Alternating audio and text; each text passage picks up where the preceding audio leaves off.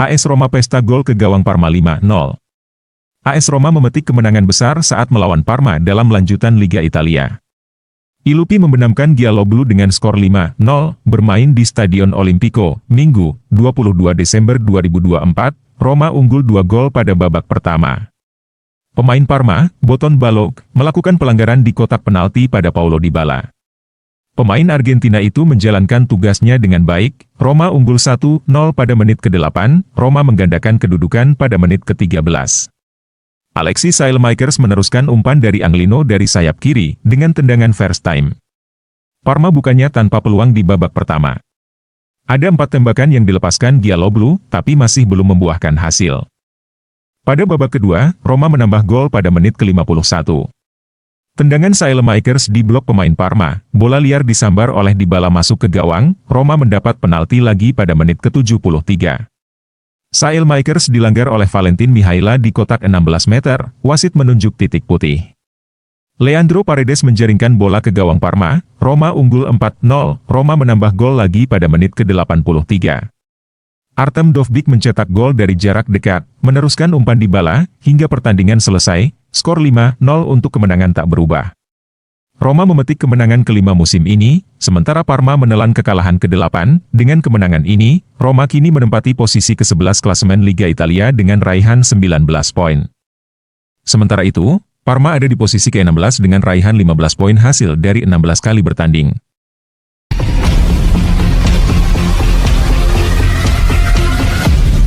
Inter Milan siap lakukan segala cara agar Lautaro Martinez akhiri puasa gol. Inter Milan berkomitmen penuh untuk membantu kapten mereka, Lautaro Martinez, mengakhiri paceklik gol yang telah berlangsung cukup lama. Menurut laporan Corriere dello Sport, penyerang asal Argentina itu sudah hampir 2 bulan tanpa mencetak gol bagi Nerazzurri. Dalam beberapa pekan terakhir, bahkan pemain seperti Marco Arnautovic dan Joaquin Correa, yang biasanya lebih jarang mencetak gol, telah berhasil menyumbang gol bagi Inter. Namun, Lautaro, yang menjadi andalan lini depan, belum mampu mencatatkan namanya di papan skor. Puasa gol ini menjadi salah satu kelemahan mencolok dalam permainan Lautaro selama karirnya di Inter. Di awal musim, terlihat jelas bahwa El Toro tidak dalam kondisi fisik terbaiknya setelah kembali dari tugas internasional bersama timnas Argentina.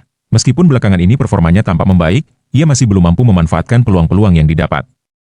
Meskipun Martinez tak mencetak gol, Inter tidak kekurangan produktivitas. Contohnya, mereka mampu mencetak 6 gol ke gawang Lazio dan 2 gol tanpa balas melawan Udinese, bahkan tanpa kontribusi gol dari kapten mereka. Namun, Inter memahami bahwa kembalinya Lautaro ke performa terbaiknya akan sangat penting untuk menjaga konsistensi mereka, terutama saat menghadapi lawan yang lebih berat di kemudian hari. Lautaro telah menjadi pencetak gol terbanyak Inter dalam 3 musim terakhir. Gol-golnya sangat penting bagi tim untuk meraih poin demi poin, khususnya di musim lalu, di mana ia mencetak gol secara konsisten hampir setiap pekan. Inter tampaknya akan memberikan dukungan penuh untuk memastikan Lautaro kembali menemukan sentuhannya di depan gawang.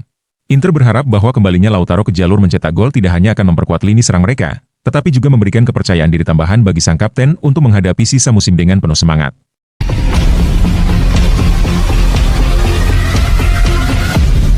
Juve ingin bajak Fikayo Tomori dari AC Milan. Media Italia klaim Juventus tertarik mendatangkan Fikayo Tomori dari AC Milan. Namun Rossoneri ragu melepas sang pemain setelah kesuksesan Pierre Kalulu. Juventus sedang mencari pemain baru untuk memperkuat lini pertahanan di bursa transfer Januari. Menurut Tuttosport, nama terbaru yang ada dalam agenda Bianconeri adalah bek tengah AC Milan, Fikayo Tomori. Pemain Inggris itu belum menjadi pemain inti sejak membuat marah pelatih Paulo Fonseca dalam kekalahan 2-1 melawan Fiorentina pada bulan Oktober. Tomori memberikan bola kepada rekan senegaranya Tammy Abraham dan bukan Christian Pulisic. Tetapi penyerang Inggris itu gagal mengeksekusi tendangan penalti kedua Rossoneri malam itu, sehingga membuat sang pelatih kesal. Tomori menghabiskan 6 dari 7 pertandingan Serie A terakhir di bangku cadangan dan dilaporkan berusaha keluar dari Milan pada bulan Januari. Juventus dikabarkan tertarik untuk meminjam Tomori dengan opsi pembelian permanen, sama seperti Pierre Kalulu. Namun tidak jelas apakah pihak Rossoneri akan memberikan pemain lain kepada lawan langsung setelah sukses dengan Kalulu. Pemain Prancis itu pindah dari Milan ke Juventus musim panas lalu dan dengan cepat menjadi pemain inti di bawah asuhan Thiago Motta. Menurut Tuttosport, David Hanko dari Feyenoord adalah target utama Juve untuk musim panas, sementara Johan Vask dari Genoa dan Adrian Ismaili dari Empoli termasuk di antara target untuk bursa transfer Januari nanti.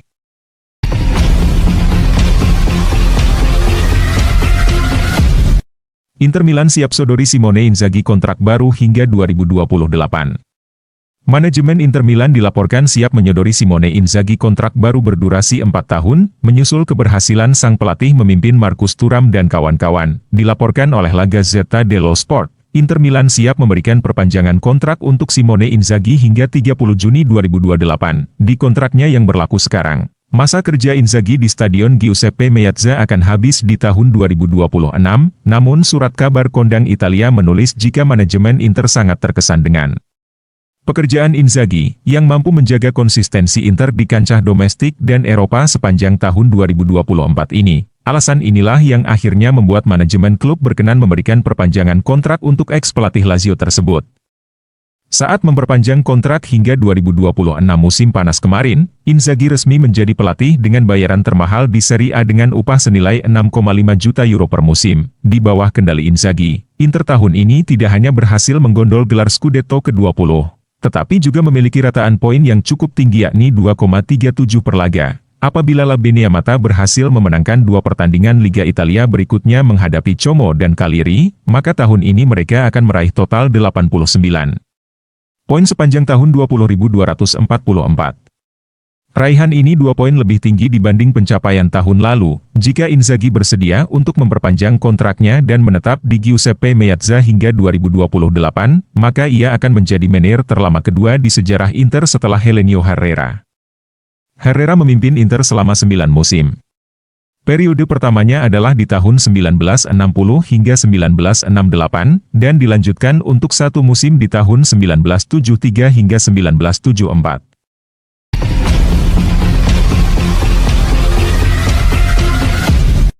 Juventus tidak akan menjual kaptennya ke rival di Serie A.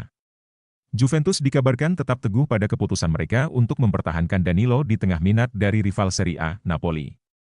Partenopei telah menyatakan keinginan kuat untuk mengontrak bek asal Brasil itu pada bursa transfer Januari, tetapi Bianconeri tidak mempertimbangkan gagasan untuk berpisah dengan kapten mereka. Danilo telah menjadi sosok yang tak terpisahkan bagi Juventus, baik di dalam maupun di luar lapangan. Sebagai kapten tim, kualitas kepemimpinannya dan keserbabisaannya telah menjadikan salah satu anggota skuad yang paling dipercaya.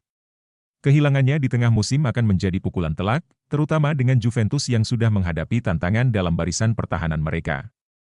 Napoli, yang menyadari ketertarikan Juventus pada Giacomo Raspadori, melaporkan mempertimbangkan untuk memasukkan penyerang tersebut ke dalam kesepakatan yang berpotensi untuk menggoda Bianconeri.